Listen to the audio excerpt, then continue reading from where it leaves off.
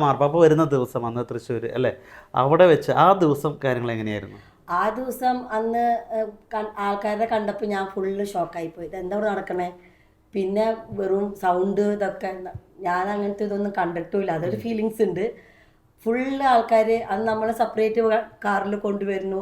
അവിടെ ഞാനും ഫാദർ ജോസഫിനെ ഞങ്ങൾ എന്നും കാണാറുണ്ട്. പ്രാക്ടീസിന് പോകുമ്പോൾ അച്ഛനും വരാ അന്ന് അച്ഛനല്ല, ഞങ്ങൾ തമ്മിൽ അങ്ങനെ കളിക്കലും പ്രാക്ടീസ് വരുമ്പോൾ ഒരുമിച്ച് കളിക്കുക, ഒരുമിച്ച് ഇതാക്കുക. പിന്നീടാണ് അച്ഛനായെന്നൊക്കെ ഞാൻ അറിഞ്ഞത്.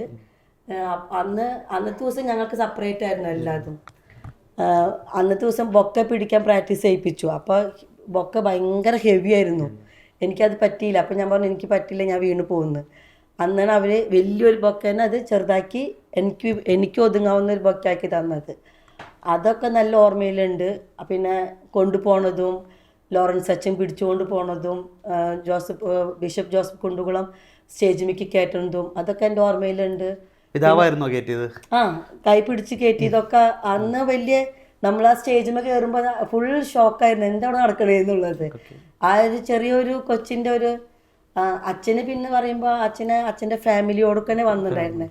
ഞാൻ പിന്നെ എല്ലാ സിസ്റ്റേഴ്സിൻ്റെ അച്ഛന്മാരും കൂടി വന്നിട്ടുണ്ടായിരുന്നത്. അപ്പോൾ അന്ന് അങ്ങനത്തെ ഒരു സംഭവമൊക്കെ ഓർമ്മയുണ്ട് എനിക്ക്. പിന്നെ അന്ന് ഞാൻ സ്റ്റേജ് മൊത്തം കണ്ടപ്പോൾ ആകെ ഷോക്കായിപ്പോയി, ഇതെന്താ ഇവിടെ നടക്കണേന്ന്. പിന്നെ എല്ലാവരും ഇങ്ങനെ പിന്നെ കുറേ കാര്യങ്ങൾ അച്ഛനും ബിഷപ്പൊക്കെ പറഞ്ഞു തന്നിട്ടുണ്ടായിരുന്നു. ഇങ്ങനെ അച്ഛൻ വരുന്നത് പോപ്പാണ് വരുന്നത് അങ്ങനെയൊക്കെ പറഞ്ഞു തന്ന കാരണം ഞാൻ കുറച്ചൊരു അലേർട്ടായിരുന്നു. അങ്ങനെ വരുമ്പോൾ ഇന്ന ആളാണ് വരുന്നതെന്നുള്ളത്. അത് പോപ്പിനെ കണ്ടപ്പോൾ ഫുൾ ഷോക്കായിപ്പോയി, ഇതാണ് പോപ്പ്. അങ്ങനെ ഒരു എന്തായിരുന്നു അന്നത്തെ അനുഭവം? മാർപ്പാപ്പയ്ക്ക് ആ ഒരു ബൊക്ക കൊടുക്കാനായിട്ട് ആ സ്റ്റെപ്പുകൾ കയറി മേളിൽ ചെന്ന് കഴിഞ്ഞപ്പോൾ സത്യത്തിൽ പറയുകയാണെങ്കിൽ ഞാൻ പേടിച്ചിട്ടാണ് അതിൻ്റെ ഉള്ളിലേക്ക് കയറിയത്.